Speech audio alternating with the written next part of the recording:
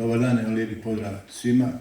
Evo moje veliko hvala svima koji ste na bilo koji način doprinijeli ovoj akciji, bilo kupnjom ulaznice, bilo svojim radom kao volonteri. Hvala svim sponzorima i glazbenicima koji su došli u Livno i odazvali se ovoj akciji. Mislim da je opet ova regija i Livno pokazalo veliko srce, humano srce za pomoć onima kojima je to potrebno. I dobro rekao Darko da se ne smijemo nikad umoriti pomagati onima kojima je to potrebno, mi koji to možemo.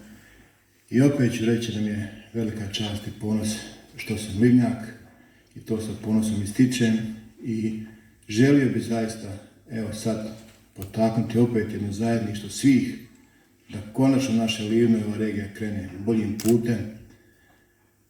Nisam ja nikakav političar, nisam ja nikakav govornik, ali mislim da treba puno više zajedništva, a ne osobnog interesa i osobnih stvari, jer ako nećemo mi, ko će drugi?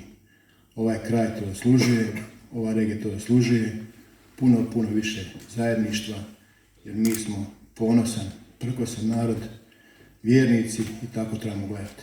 Još jedanput hvala svima koji se ovoj akciji odazvali, hvala svim onima koji su bili uz mene od Ivana pa dalje u ovoj pomoći. Kad su predložili prvi dan to, ja sam se malo bio skeptik, kasnije smo svi skupa zapeli i napravili veliku stvar. Skupiti 90.000 maraka i platiti sve troškove je velika stvar.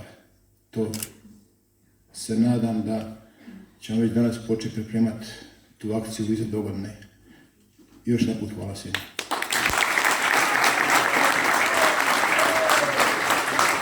A hvala našem